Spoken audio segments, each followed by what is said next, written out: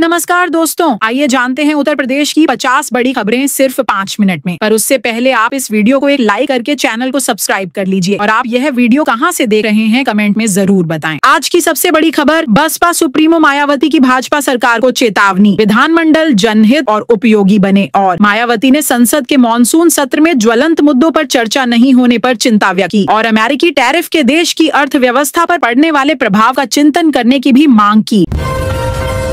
UP विधानमंडल सत्र में मेरठ के सरधना से विधायक अतुल प्रधान एक अलग अंदाज में पहुंचे। विधायक विशेष प्रकार की कावड़ लेकर विधानसभा परिसर पहुंचे। कावड़ में एक तरफ लिखा हमें चाहिए पाठशाला, दूसरी तरफ हमें नहीं चाहिए मधुशाला के पोस्टर छपे।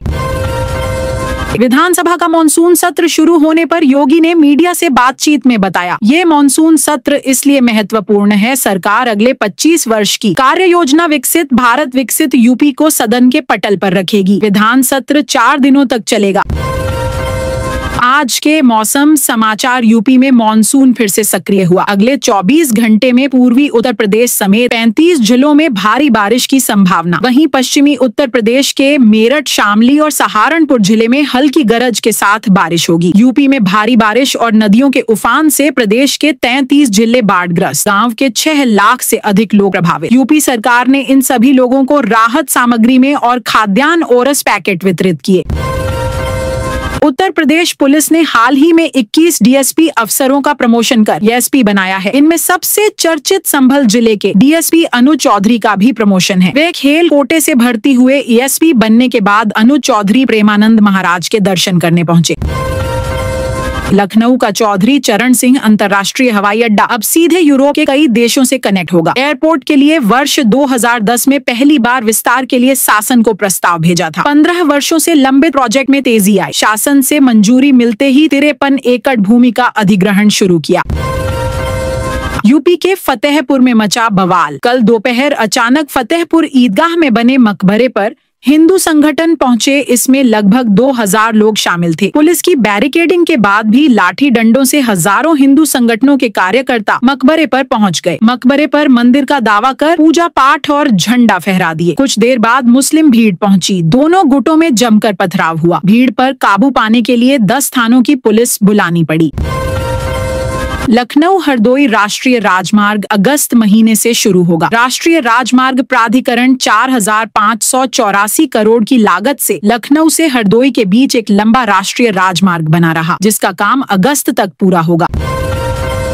देश में दूसरी सबसे तेज बढ़ती अर्थव्यवस्था वाला राज्य बना यूपी। उत्तर प्रदेश की सकल घरेलू जीडीपी में तेजी से वृद्धि हो रही, जो 5.5 से बढ़कर 8.9% हुई। इस वृद्धि के साथ उत्तर प्रदेश दूसरा सबसे तेजी से बढ़ने वाला राज्य बना। वहीं देश में तमिलनाडु 11.19 जीडीपी के साथ पहले स्थान पर।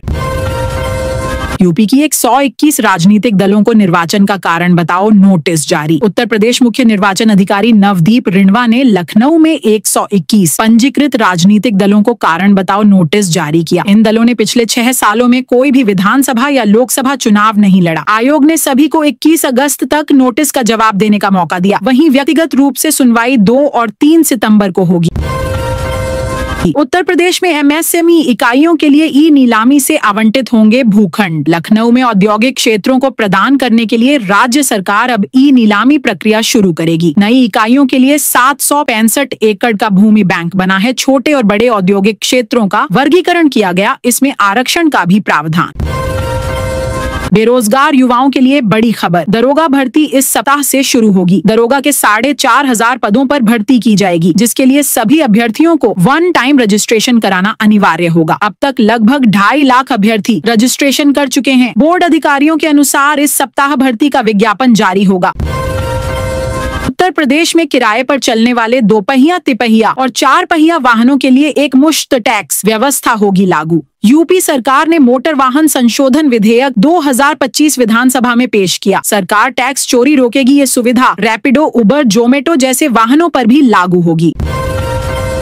कुष्ठ रोग से प्रभावित लोगों के लिए योगी सरकार की पारदर्शिता नीति के चलते मिला लाभ। कुष्ठ रोगियों को भरण पोषण अनुदान योजना के तहत सहायता मिल रही है। कुष्ठ रोग से पीड़ितों को 3000 रुपए प्रति महीना मिल रहे। पिछले 3 साल में लगभग 35,000 कुष्ठ रोगियों को इस योजना में लाभ मिला। लखनऊ में 15 अगस्त को रहेगा रूट डायवर्जन। इमामबाड़ा से शुरू होकर करबला में समाप्त होगा चहलुम जुलूस। यह जुलूस हजरत इमाम हुसैन और उनके 92 साथियों के 40वें दिन के अवसर पर निकाला जा रहा।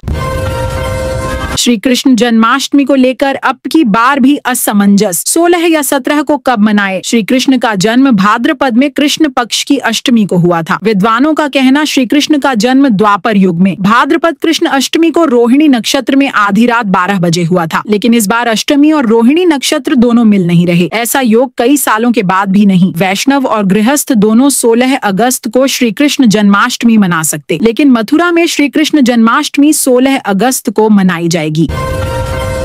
बिजनौर जिले से बड़ी दुखद खबर। खेत में घास काट रही महिला को गुलदार ने शिकार बनाया। यह घटना पिछले 5 दिनों में दूसरी वन विभाग ने मौके पर पहुंचकर पिंजरा लगाया। मुख्यमंत्री योगी की कैबिनेट में फुटवियर लेदर विकास नीति को मंजूरी मिली। इस नीति के तहत लेदर के अलावा अन्य सामग्रियों से बने जूतों के निर्यात पर भी सब्सिडी मिलेगी। कानपुर और आगरा में बनेंगे फुटवियर पार्क। आज के मौसम समाचार। मौसम विभाग ने राजधानी लखनऊ, गोरखपुर सहित 30 से अधिक जिलों में आज भी भारी वर्षा के आसार जताए। सीएम योगी के निर्देश पर नेपाल से सटे 7 जिलों में अवैध तरीके से बने मदरसे और भवनों पर बुलडोजर चला। बिना लाइसेंस के चल रहे थे मदरसे। मुख्यमंत्री योगी कैबिनेट में हर घर तिरंगा अभियान को मंजूरी मिली। 52 करोड़ रुपया से खरीदे जाएंगे 2.60 करोड़ तिरंगे। हर घर पर लगाना लक्ष्य। मुजफ्फरनगर, मथुरा, बाराबंकी में खुलेंगे नए विश्वविद्यालय। मुख्यमंत्रियों की प्रस्ताव को मंजूरी दी। यूपी सरकार ने भारत रत्न अटल बिहारी वाजपेयी के नाम से चिन्हविंग छात्रवृत्ति योजना शुरू की। इसके तहत इंग्लैंड में 5 प्रतिभाशाली छात्रों को मास्टर्स की पढ़ाई के लिए छात्रवृत्ति दी जाएगी। हवाई किराया भी शामिल। अखिलेश यादव का यूपी सरकार पर तंज। बोले यूपी में शराब ठेकों की संख्या कई देशों से अधिक। वहीं शिक्षा के मंदिरों को बंद करने पर सवाल उठाया।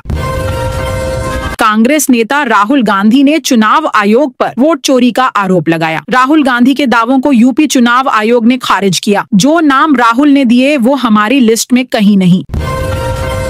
सोशल मीडिया पर कथावाचक अनिरुद्धा बोले, वेश्या को वेश्या ही कहेंगे। ऐसा ही पूज्य प्रेमानंद जी ने भी कहा।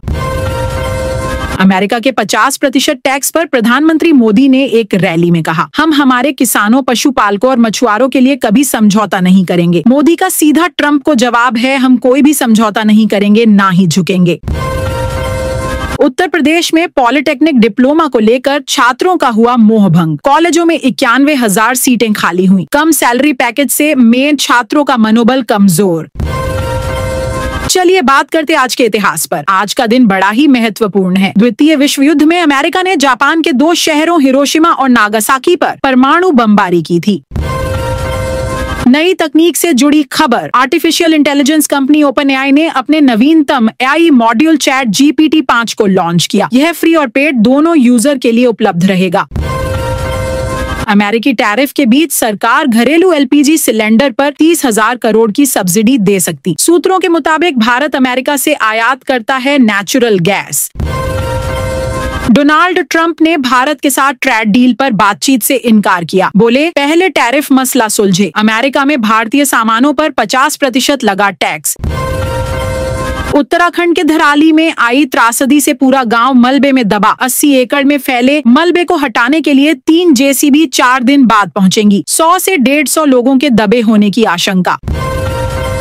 सुप्रीम कोर्ट की जांच एजेंसी ED को फटकार। बोले, ठगों की तरह काम नहीं कर सकती है, कानून के दायरे में रहना होगा 5 साल में। 10% से कम मामलों में ही सजा सुनाई।